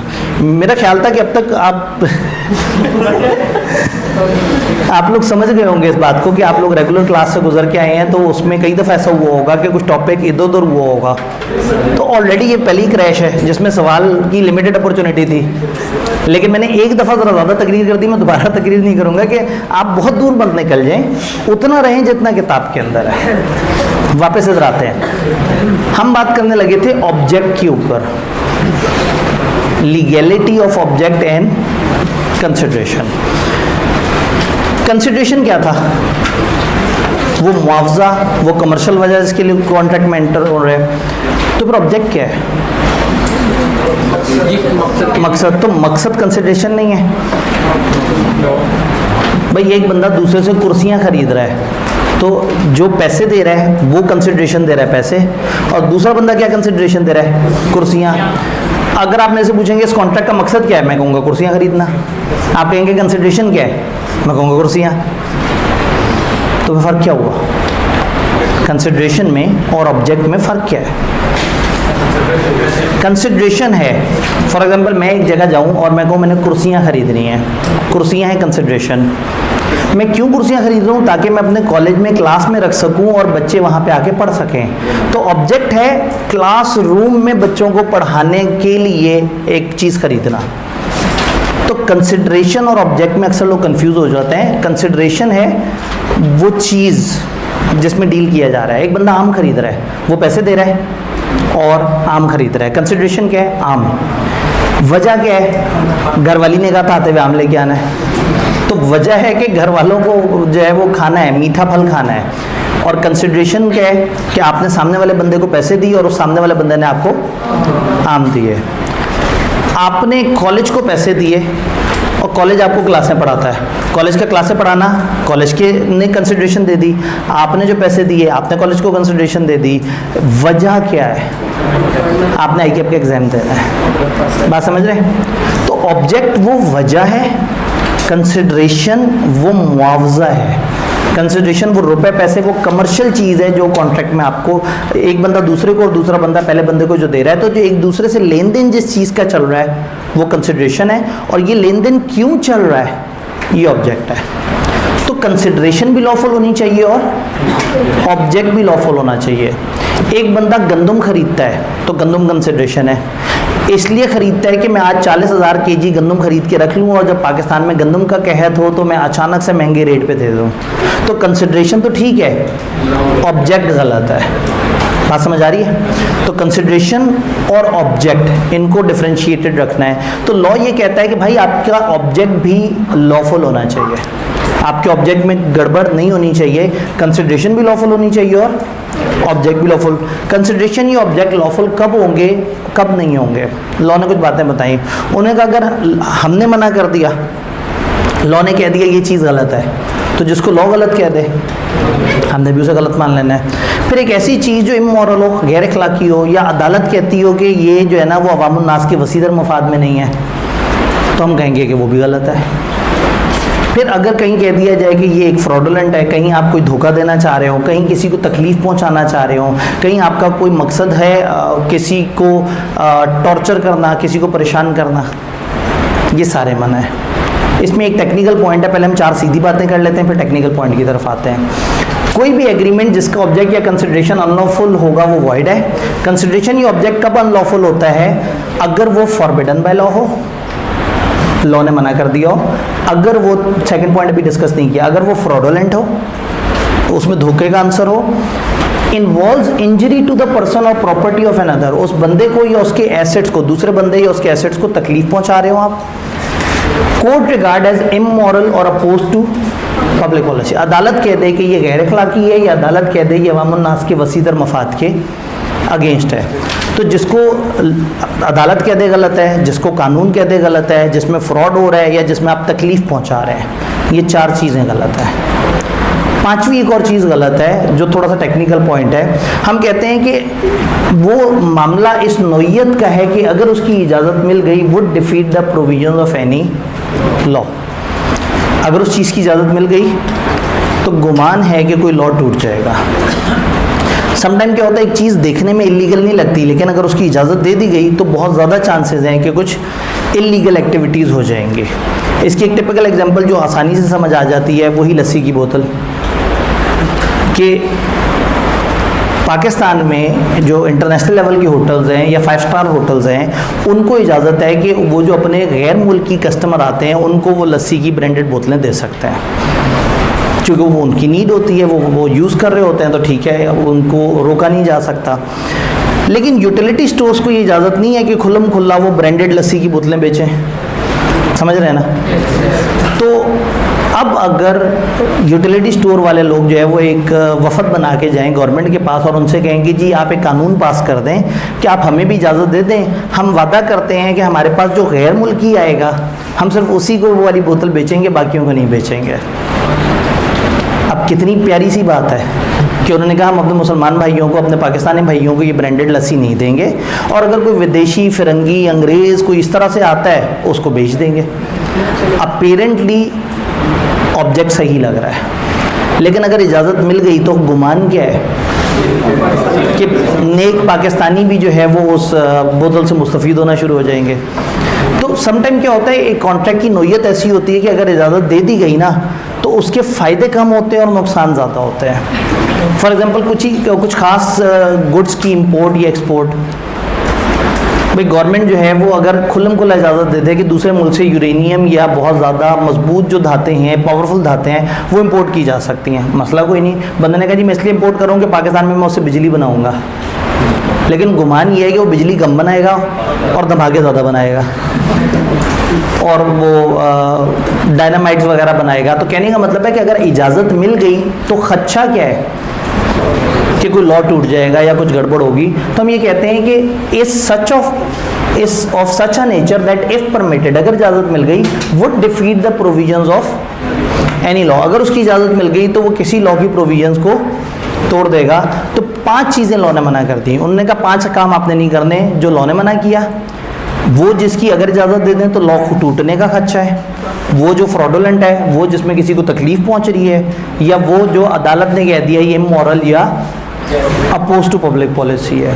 तो हो सकता है कि आपको लगता हो कि किसी भी वक्त गमो गुस्से का इजहार इस तरह से है कि आप 2-3 गाड़ियों की शीशे तोड़ दें, आप जो है वो 2-3 घरों को आग लगा दें, लेकिन अगर अदालत कहे कि इस तरह का गमो गुस्से का इजहार अपोज टू पब्लिक पॉलिसी है तो आपकी चाहे वो जंग हकीकी आज़ादी के लिए क्यों ना हो, उस चीज़ को गलत कंसिडर किया जाएगा। आप समझ आ रहे हैं कि कानून जो है, कानून की नज़र में वो कह देते हैं कि अगर एक चीज़ वसीतर मफाद के अगेंस्ट है तो भले आपको सही लग रही है, अगर गवर्नमेंट को गलत लग रही है, अदालत को गलत लग रही है, तो वो कह देंगे कि ये गलत है, ऐसा काम जो करेगा वो गलत कर रहा है। तो ये 5 चीज़ें हैं, इनमें से एक भी मामला हो गया तो आपका जो कॉन्ट्रैक्ट है वो सही नहीं होगा। ऑब्जेक्ट या कंसिडरेशन नॉर्मली लॉफुल होती है अनलेस के उसमें ये 5 मसले हों। इसका मतलब इन 5 मसलों से आप लॉफुल नहीं रहेंगे, इन 5 के अलावा आपका कॉन्ट्रैक्ट या कंसिडरेशन लॉफुल है। यह एक छोटी सी डिस्कशन है, लैंग्वेज थोड़ी सी टेक्निकल है। हम कहते हैं कि सम टाइम एक कॉन्ट्रैक्ट में कई ऑब्जेक्ट्स हो सकते हैं। एक कॉन्ट्रैक्ट का ऑब्जेक्ट ये भी हो सकता है कि आप कुछ इंपोर्ट करना चाह रहे हैं, कुछ पाकिस्तान में कुछ सेटअप बनाना चाह रहे हैं और कुछ लोकल मैन्युफैक्चरिंग करना चाह रहे हैं। एक contract 3 objects. This can happen कि एक कॉन्ट्रैक्ट में एक से ज़्यादा ऑब्जेक्ट्स हों। आपने कॉन्ट्रैक्ट किया कॉलेज के साथ, जी मैं बिजनेस लॉ पढ़ूंगा 2 ऑब्जेक्ट के लिए, नंबर 1 मैं आईकेएप का पेपर पास करूंगा और नंबर 2 मैं पाकिस्तान के लॉज के बारे में इतनी जानकारी हासिल करूंगा कि LLB में भी मेरे काम आ जाए। तो कॉन्ट्रैक्ट एक है लेकिन आपके ऑब्जेक्ट्स, तो दिस कैन हैपन के कॉन्ट्रैक्ट में कई ऑब्जेक्ट्स हों। दिस कैन हैपन के कॉन्ट्रैक्ट में कई कंसिडरेशंस हो। दिस कैन हैपन के कॉन्ट्रैक्ट की एक ऑब्जेक्ट की कई कंसिडरेशन हो या कई ऑब्जेक्ट्स की कई कंसिडरेशंस हो। समझ रहे हैं? काफ़ी सारे ऑब्जेक्ट्स हो सकते हैं और हर ऑब्जेक्ट में काफ़ी सारी कंसिडरेशन हो सकती है। अब किताब ने गर्दान शुरू की, गर्दान बड़ी मज़े की है। वो कहते हैं any part of a single consideration for one और मोर ऑब्जेक्ट इज अनलॉफुल, और इफ एनी वन और any part of any one of several consideration for a single object is unlawful. वो कह रहे हैं किसी भी एक ऑब्जेक्ट की कोई भी कंसिडरेशन, किसी भी ऑब्जेक्ट की, एक ऑब्जेक्ट की बहुत सारी कंसिडरेशन में से कोई कंसिडरेशन, बहुत सारे ऑब्जेक्ट्स में से किसी एक ऑब्जेक्ट की बहुत सारी कंसिडरेशन में से कोई सी कंसिडरेशन। आसान अल्फाज में कॉन्ट्रैक्ट का इतना सा पार्ट भी गलत है तो पूरा कॉन्ट्रैक्ट गलत है। एक कॉन्ट्रैक्ट में 10 चीज़ें हैं, 10 में से एक गलत है, पूरा कॉन्ट्रैक्ट गलत है। एक कॉन्ट्रैक्ट में 3 मकसद हैं, एक मकसद गलत है, पूरा कॉन्ट्रैक्ट गलत है। एक कॉन्ट्रैक्ट में 3 मकसद हैं, हर मकसद की 10 कंसिडरेशन है, तीसरे मकसद की कंसिडरेशन नंबर 7 गलत है, पूरा कॉन्ट्रैक्ट गलत है। यहाँ पे मैं एक चीज़ आपको ज़रूर बताना चाहूँगा, किताब ने बड़ी अधूरी सी डिस्कशन की। ये तब कॉन्ट्रैक्ट वॉइड हो जाता है जब उस कंसिडरेशन और उन चीज़ों को अलग अलग ना किया जा सके। अगर एक कॉन्ट्रैक्ट है उसमें 2 काम हो रहे हैं, एक बंदा कह रहा है जी मैं आपको गंदम की बोरियां भी दूंगा, मैं आपको लैपटॉप भी दूंगा। गंदम की बोरियां इस रेट पे, लैपटॉप इस रेट पे। फ़र्ज़ करें लैपटॉप की सेल बैन हो गई तो गंदम वाला एग्रीमेंट चलता रहेगा, क्योंकि ये मिक्स नहीं है, वो अलग है ये अलग है, दोनों का अलग अलग मुआवजा तय हुआ हुआ है। तो अगर हम इन ऑब्जेक्ट्स या कंसिडरेशन को एक दूसरे से जुदा कर सकते हैं तो फिर तो ये जो इनवैलिड है वो ख़त्म हो जाएगा, जो वैलिड है वो चलता रहेगा। लेकिन अगर ये आपस में मर्ज हुए हुए हैं तो फिर पूरा कॉन्ट्रैक्ट गलत होगा। फॉर एग्जांपल ए ने बी से कहा कि मैं तुम्हें 20 लाख दूंगा, पहले तुमने मिस्टर गुप्ता को कत्ल करना है 12 लाख उसके, और फिर जो है वो तुम्हारे साथ जो है वो मैं गंदम खरीदूंगा 8 लाख उसके। तो 20 लाख का कॉन्ट्रैक्ट है जिसमें 12 लाख मिस्टर गुप्ता को कत्ल करने के और 8 लाख गंदम के। तो अगर तो गंदम और ये 2 अलग अलग चीज़ें, बिल्कुल 100% अलग चीज़ें और एक दूसरे पे डिपेंडेंट ना हो, तो गंदम वाला ठीक है और कत्ल वाला गलत है, क्योंकि हम अब सेग्रीगेट कर सकते हैं।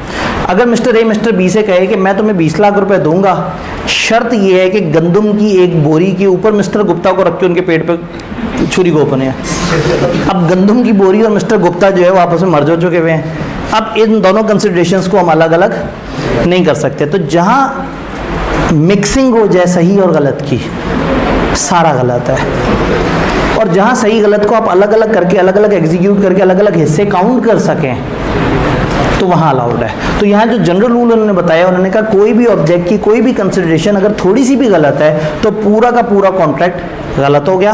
परफॉर्मेंस के वक्त हम देखेंगे कि अगर कुछ पोर्शन गलत है और वो अलग हो सकता है तो उसको नहीं करेंगे और जो सही है उसको एग्जीक्यूट कर देंगे। तो ये ऑब्जेक्ट से रिलेटेड बड़ी थोड़ी सी डिस्कशन किताब ने की है। अब हम आते हैं अपनी कंसिडरेशन की तरफ। ऑब्जेक्ट से रिलेटेड अगर कोई रेलेवेंट सवाल है तो मुझे बताइए, कोई कन्फ्यूजन?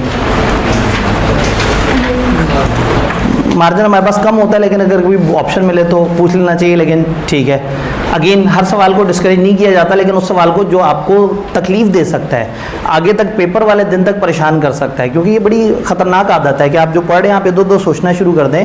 पहली बड़ी मुश्किल से तो फोकस करके पढ़ाई होती है, और उसके बाद भी जो पढ़ रहे हैं उसे याद ना कर रहे हैं, उसमें एक लस पकड़ के उसको जो है उसके ऊपर सोचना शुरू कर दें और पूरा दिन सोचते रहें। ये काम नहीं करना। रिसर्च वाले सारे काम पेपर्स के बाद। सीखने के लिए तालीम ज़रूर है, लेकिन अनफॉर्चुनेटली इस वक्त हम जो तालीम दे रहे हैं वो सीखने के लिए नहीं है, पेपर पास करने के लिए है। मेरा बड़ा दिल करता है कि एक एक लफ्ज़ पे 2-2 घंटे डिस्कशन हो, लेकिन मकसद ये है कि आपका पेपर पास होना ज़रूरी है।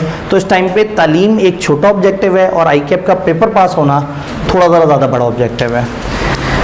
कंसिड्रेशन, कंसिड्रेशन है वो वजह, कंसिड्रेशन है वो मुआवजा, कंसिड्रेशन है वो बदला, कंसिड्रेशन है वो रकम, कंसिड्रेशन है वो एक्शन जो दूसरा बंदा आपके कहने पे आपके लिए कर रहा है। कॉन्ट्रैक्ट के एसेंशियल्स ये हैं कि हर कॉन्ट्रैक्ट में एक लॉफुल कंसिड्रेशन ज़रूर होनी चाहिए।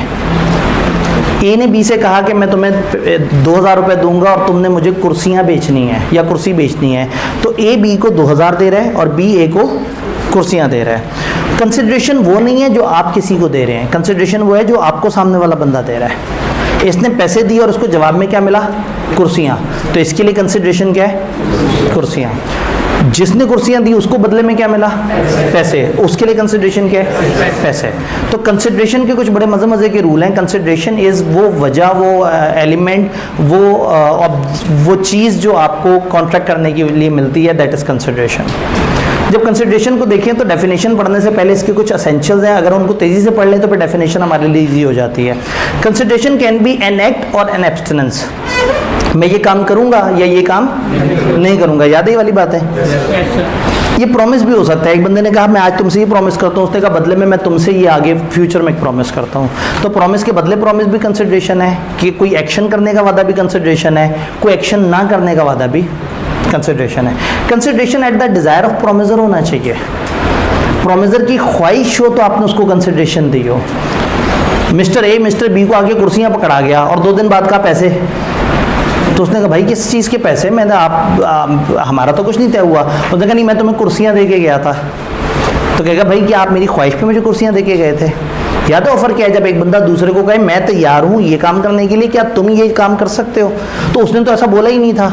तो कंसिड्रेशन डिज़ायर पे होनी चाहिए। अगर आपके कहे बगैर आपको कोई चीज़ मिली है तो वो कंसिड्रेशन नहीं कहलाएगी। किसी ने दोस्ती यारी में मदद कर दी वो कंसिड्रेशन नहीं कहलाएगी। किसी ने अच्छाई में काम किया वो कंसिड्रेशन नहीं कहलाएगी। आपके बगैर कहे काम कर दिया, कंसिड्रेशन नहीं कहलाएगी। कंसिड्रेशन होगी जो कॉन्ट्रैक्ट की पार्टी की डिज़ायर पे हो। कंसिड्रेशन मे बी फ्रॉम प्रोमिजी और एनी अदर पर्सन। प्रोमिजी की तरफ से भी आ सकती है, किसी और बंदे की तरफ से भी आ सकती है। मैं नॉर्मली इसको कहता हूँ कि कंसिड्रेशन कहीं से भी आ सकती है, कहीं को भी जा सकती है। नॉर्मली बेस्ट एग्जांपल इसको समझाने के लिए, जो कि आप लोग एजुकेशन सेक्टर में हैं तो बड़ा आसान है समझाना। 3 पार्टीज़ हैं, एक टीचर, एक कॉलेज और एक बच्चे। बच्चे ने कॉलेज को पैसे दिए कि मुझे पढ़ना है।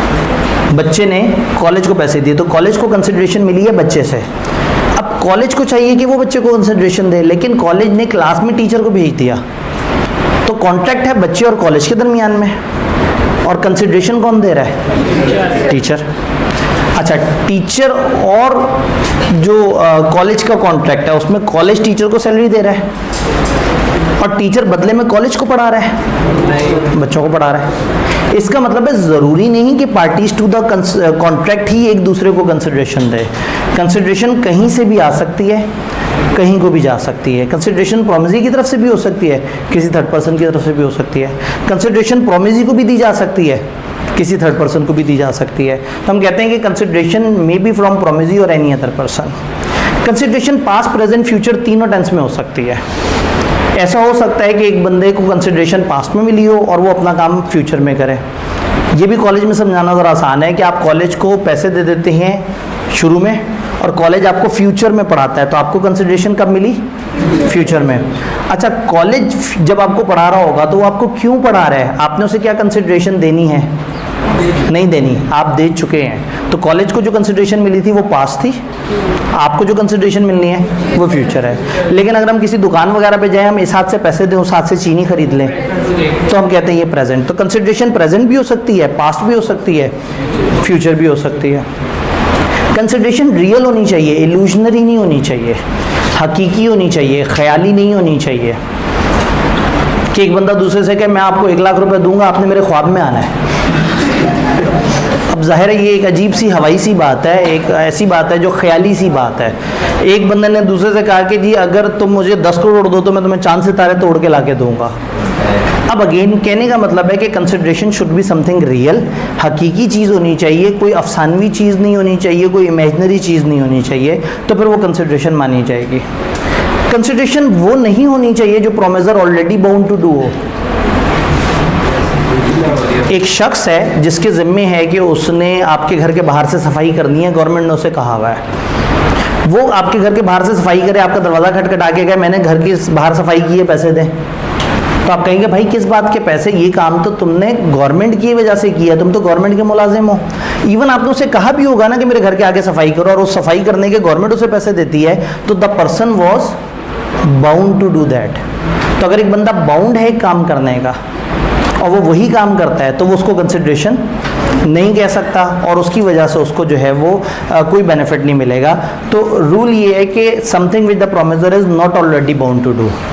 इसकी एक टिपिकल एग्जांपल मैं देता हूँ जिससे बात समझ आ जाती है। फायर ब्रिगेड का एक बंदा, कि एक बंदे के घर को आग लगी है, उसने कॉल की फायर ब्रिगेड को, फायर ब्रिगेड का बंदा आया, उसने आग बुझाई, आग बुझाने के बाद इस बंदे से आके कहा जी मुझे पैसे दे दें, मैंने आपके कहने पे आपके घर की आग बुझाई है। तो कहेगा भाई तुमने जो आग बुझाई है तो तुम्हारी ड्यूटी थी, तुम्हें गवर्नमेंट पैसे देती है इस बात के कि आग बुझाओ।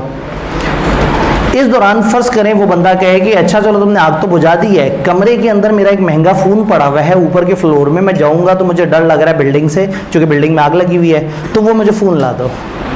अब क्या उसका कीमती फ़ोन ला के देना उसकी ड्यूटी थी? नहीं। अब इस बंदे ने कहा उसे, इसके वो अगर पैसे मांगे तो वो गलत नहीं कर रहा। तो कंसिडरेशन वो चीज़ हो जिसकी ऑलरेडी बंदा बाउंड ना हो। अगर एक बंदा ऑलरेडी काम करने का बाउंड है तो अब उस चीज़ को वो कंसिडरेशन नहीं कह सकता। ये बात समझ आई है? डेफिनेशन देखते हैं। When at the desire of promisor, जब प्रोमिसर के कहने पे प्रोमिजी या एनी अदर पर्सन, प्रोमिजी या कोई भी और बंदा, हु हैज डन और एब्सटेन फ्रॉम डूइंग, जिसने कुछ किया था या कुछ नहीं किया था, और डज और एब्सटेन फ्रॉम डूइंग, कुछ करता है या नहीं करता, और प्रॉमिस टू डू और एब्सटेन, वो तीनों टेंस इकट्ठे करती है। सच एक्ट और अब्स्टिनेंस या promise is called consideration for the promise. उस प्रॉमिस या उस प्रॉमिसी के लिए जो है वो कंसिडरेशन बन जाएगी ये वाला अमल। तो जब भी एक बंदा डिज़ायर ऑफ प्रॉमिसर पे उसके लिए कोई काम करे या ना करे, या फ्यूचर में करे या ना करे, या अभी करे, किसी भी टेंस में तो हम कहेंगे कि ये कंसिडरेशन है। कंसिडरेशन में, इससे पहले कि हम इसके एक्सेप्शंस में आए, एक काम की बात है, कंसिडरेशन ज़ीरो नहीं होनी चाहिए। Consideration to have some value, कुछ ना कुछ वैल्यू होनी चाहिए, भले 1 रुपया हो। कंसिडरेशन कम ज़्यादा हो सकती है लेकिन ज़ीरो नहीं होनी चाहिए। तो अगर एक बंदा दूसरे से कहे कि मेरे से कुर्सियाँ ले लो और तुमने मुझे कोई कंसिडरेशन नहीं देनी, है गलत है। हाँ, एक बंदा कहे मेरे से लो और मुझे 100 रुपये दे दो, हालांकि कुर्सी मार्केट में 2000 की है, अगर दोनों राज़ी हैं और फ्री कॉन्सेंट है और कोई परेशानी नहीं है तो अलाउड है। तो कंसिडरेशन होना शर्त है, लेकिन कंसिडरेशन का एडिक्वेट होना, मुनासिब होना शर्त नहीं है। तो हम ये कहते हैं कि अगर कंसिडरेशन इनएडिक्वेट है लेकिन concept of promisor is freely be given तो वो वैलिड है। हो सकता है उस बंदे को शदीद ज़रूरत हो पैसों की, उसने आपको कम पैसों में कुर्सी बेच दी। तो कोई भी बंदा कोई भी चीज़ दूसरे को कम या ज़्यादा में बेच दे और कंसिडरेशन पूरी ना ले और दोनों पार्टीज राज़ी हैं इस बात पे, तो क्या कहेंगे? कॉन्ट्रैक्ट वैलिड है। लेकिन अदालत को शक ज़रूर होगा। अदालत को जब नज़र आएगा ना कि 2000 की कुर्सी 100 रुपये में दी गई है, तो अदालत ज़रूर इस चीज़ पे डाउट करेगी कि शायद कॉन्सेंट फ्री नहीं थी। हाउएवर कोर्ट में सस्पेक्ट, कोर्ट हो सकता है शक करे कि कॉन्सेंट वॉज नॉट फ्री, कि कॉन्सेंट फ्री नहीं थी क्योंकि कंसिडरेशन इनएडिक्वेट थी। तो ऐसा हो सकता है कि अदालत शक करे कि कंसिडरेशन कम है, तो लॉ ने इजाज़त दी है कि कंसिडरेशन कम ज़्यादा हो सकती है।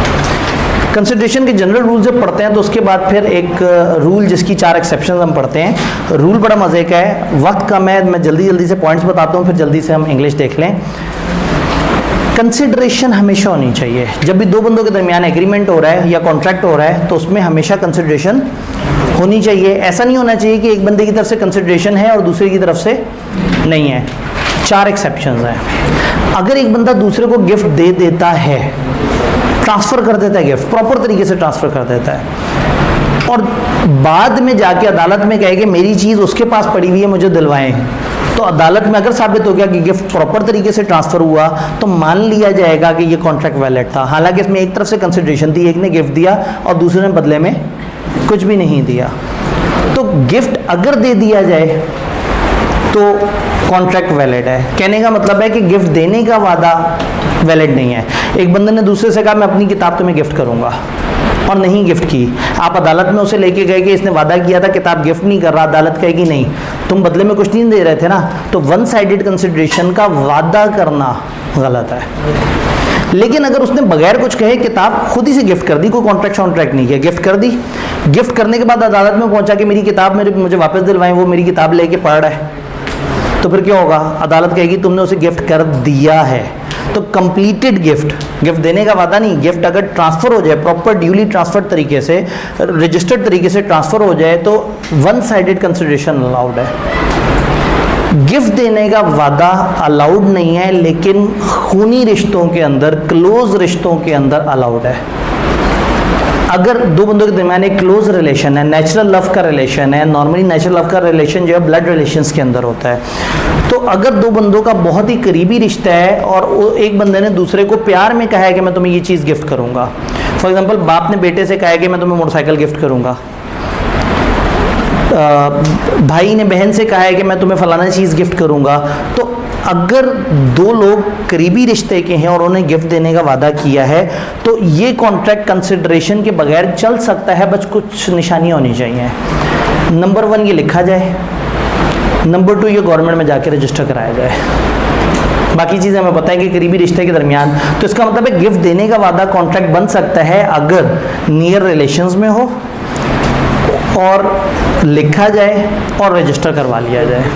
तो इसका मतलब है कल को आपको अगर वालिद कहेंगे बेटा जल्दी से कैफ कर लो मैं तुम्हें फलाना गिफ्ट करूंगा, तो आप देंगे ना अब्बा जी लिख के दें मुझे, क्योंकि अगर वो लिख के नहीं देंगे तो कल को आप इसको लीगली इन्फोर्स नहीं कर सकेंगे, क्योंकि गिफ्ट देने का वादा कॉन्ट्रैक्ट नहीं है। गिफ्ट दे दें वो कॉन्ट्रैक्ट है, देने का वादा कॉन्ट्रैक्ट नहीं है। लेकिन नेचुरल लव एंड अफेक्शन में गिफ्ट देने का वादा कॉन्ट्रैक्ट बन जाता है अगर नियर रिलेशन में हो, लिखा हुआ हो और रजिस्टर हो। डन 2 और केसेस भी हैं। एक केस ये है कि जिसमें आप एक पास वॉलंटरी सर्विस में किसी दोस्त को मदद करना चाह रहे हैं। आपके किसी दोस्त ने, किसी शख्स ने आपकी कभी मदद की थी, कोई ऐसा काम किया था जो उसकी ड्यूटी थी या उसने रज़ाकाराना तौर पे आपकी मदद की थी। उतने साल पहले आप उसकी मदद नहीं कर सकते थे इन रिटर्न, और उसने आपकी जो मदद की थी वो रिटर्न के लिए नहीं की थी। फॉर एग्जांपल उसने आपको बहुत ज़्यादा फेवर की, सीए की जर्नी में आपको बहुत सारी किताबें गिफ्ट की, वो आपको बहुत ज़्यादा अच्छे तरीके से पढ़ाया, गाइड किया। फॉर एग्जांपल आपका हॉस्टल का कोई जो है वो कुलीग था, उसने आपकी मदद की। 5-6 साल बाद जो है वो आप कहते हैं कि मैं उस कुलीग को ढूंढूं और मैं उसकी मदद करूं। उसने उस वक्त मदद की थी जब मुझे मदद की ज़रूरत थी, हो सकता है आज उसे मदद की ज़रूरत हो। तो अगर आप अपने उस कुलीग को ढूंढते ढूंढते पहुँचें और उसको कहें कि मैं तुम्हारी मदद करना चाहता हूँ, और आप उससे वादा कर लें कि मैं तुम्हें इतने अरसे में इतने रुपए दूंगा, ये वादा वन साइडेड कंसिडरेशन है। आप उसे कंसिडरेशन दे रहे हैं, उससे कुछ मिल रहा है? कुछ नहीं मिल रहा। और जो पास्ट में मिला था वो तो कंसिडरेशन थी ही नहीं। लेकिन अगर आपने उस बंदे के जज्बात जगा दिए, वो तो सुकून से बैठा हुआ था अपनी ज़िंदगी में, आपने जाके कंधा हिला के कहा तेरे मेरे ऊपर बहुत आसान है और अब जो है ना मैं एहसान का बदला चुकाना चाहता हूँ, मैं तुम्हें 10 लाख रुपए दूंगा 3 दिन बाद। 3 दिन बाद आपको याद ही ना रहे, तो वो शख्स अदालत जाके आपसे उतने लाख रुपए रिकवर करवा सकता है। पास्ट वॉलंटरी सर्विस को अगर आप वादा कर लेते हैं कि आप कंपनसेट करेंगे तो ये अलाउड है, वन साइडेड कॉन्ट्रैक्ट होने के बावजूद अलाउड है। क्लियर? लास्ट बात है इसमें time barred debt. Time barred एक पूरा लॉ है जिसके अंदर जो है, एक मिनट में इसको ऐसे कर दो, ये टाइम बार्ड जो है वो एक लिमिटेशन का लॉ है। लिमिटेशन का लॉ ये कहता है कि जो आपके लोन्स हैं वो एक ख़ास टाइम के बाद एक्सपायर हो जाते हैं। अगर एक बंदे ने दूसरे को कर्ज़ दिया ना और बड़े अरसे तक उससे कर्ज़ वापस नहीं मांगा तो वो कर्ज़ पड़े पड़े ख़त्म हो जाता है। अगर आपने कर्ज़ ड्यू होने के 3 साल तक नहीं मांगा तो वो कर्ज़ खुद ब खुद टाइम बार्ड हो जाता है। ये जो चेक शेक्स वगैरह होते हैं 6 महीने में एक्सपायर हो जाते हैं। ना ये 6 महीने वाली बात हमारी किताब में लिखी हुई है, ना 3 साल वाली बात हमारी किताब में लिखी है। जस्ट फॉर अंडरस्टैंडिंग मैंने आपको बताया है कि एक कॉन्सेप्ट होता है टाइम बार्ड। टाइम बार्ड का मतलब होता है जो टाइम गुजरने से खुद ब खुद एक्सपायर हो जाए। तो अगर एक बंदे ने दूसरे को चेक दिया उसने उसे कुर्सी खरीदी और उसको मुकाबले में क्या दिया, चेक। इसने उसे कंसिडरेशन दे दी, उसने से कंसिडरेशन दे दी, गल खत्म। वो चेक उसने कैश ही नहीं कराया। 10 महीने बाद उसे ख्याल आया, बैंक पहुंचा तो पता लगा वो तो चेक एक्सपायर हो गया। अब मज़े की बात है कि चेक एक्सपायर होने के बाद जिसने चेक दिया था उसकी जिम्मेदारी अपनी तरफ से अदा हो चुकी है। अब ये शख्स अगर ओरिजिनल बंदे के पास जाके कहता है मुझे दोबारा से चेक लिख के दो, तो वो ओरिजिनल बंदा इससे कहेगा कि भाई वन साइडेड कंसिडरेशन है, तुम्हारी तरफ से क्या कंसिडरेशन मिल रही है। तो लॉ ने इंसानियत को का ख्याल करते हुए ये अलाउ कर दिया कि अगर एक टाइम बाद डेट की वजह से एक चीज़ ख़त्म हो गई थी और अब अगला बंदा उसको दोबारा से रिन्यू कर दे और दूसरी तरफ से कंसिडरेशन ना भी मिले, तो ये एक वैलिड कॉन्ट्रैक्ट है। तो 4 तरह के ऐसे अरेंजमेंट हैं जिसमें बगैर कंसिडरेशन के कॉन्ट्रैक्ट वैलिड रह सकता है। जल्दी जल्दी से देखते हैं। गिफ्ट जो एक्सेप्ट कर लिए जाए डोनी की तरफ से वो कंप्लीटेड गिफ्ट है, वो वैलिड है। गिफ्ट एग्जीक्यूट होता है राइटिंग में through deed duly registered. Deed कहते हैं कि एग्रीमेंट को, ड्यूली का मतलब होता है प्रॉपरली। तो गिफ्ट अगर प्रॉपर तरीके से रजिस्टर हो गया तो अब वो गिफ्ट चला गया, तो कंप्लीटेड गिफ्ट एक्सेप्शन है। रूल क्या है, कंसिडरेशन दोनों तरफ से होनी चाहिए, एक तरफ से हो और एक तरफ से ना हो तो कॉन्ट्रैक्ट वैलिड नहीं है। 4 एक्सेप्शन है, completed gift, then natural love and affection, agreement based on account of natural love and affection, अगर एक्सप्रेस्ड इन राइटिंग हो, रजिस्टर्ड अंडर लॉ हो, नेचुरल लव एंड अफेक्शन की वजह से और उन पार्टीज के दरमियान हो जिनका आपस में करीबी रिलेशन है। Time bar debt, promise to pay time bar debt enforceable है अगर राइटिंग में हो, अगर डेटर ने, वो बंदे जिसने पैसे देने से चेक देने थे उसी ने साइन किया हो या उसके एजेंट ने, या ऐसा डेट हो जो टाइम बार्ड होने की वजह से एनफोर्स नहीं हो सका हो। Finally promise to compensate past voluntary service, अगर प्रॉमिस टू कंपनसेट हो और जिस बंदे को कंपनसेट किया जा रहा हो उसने पास्ट में कुछ अच्छा किया हो, वॉलंटरी किया हो या उसकी ड्यूटी हो, उसने पैसों के लिए ना किया हो, और आप फ्यूचर में जाके वादा करेंगे मैं तुम्हारे उस माजी के उस अमल के अगेंस्ट तुम्हें कंपनसेट करूंगा, तो ये वादा कॉन्ट्रैक्ट बन जाएगा। तो 3 एसेंशियल्स हम लोगों ने आज देखने की कोशिश की। इस चैप्टर में कंसिडरेशन जो है वो ज़रा ज़्यादा ज़रूरी एसेंशियल है। आईकेएफ को कंसिडरेशन थोड़ा ज़्यादा पसंद है, तो होपफुली आप लोग इसे पढ़ेंगे, इसका इंशाल्लाह ताला टेस्ट दे रहे होंगे। तो कल हमारे 2 चैप्टर्स होंगे इंशाल्लाह ताला, चैप्टर 5, चैप्टर 8, ये 2 छोटे छोटे चैप्टर्स हैं और इसके ऊपर इंशाल्लाह हम कल डिस्कशन करेंगे।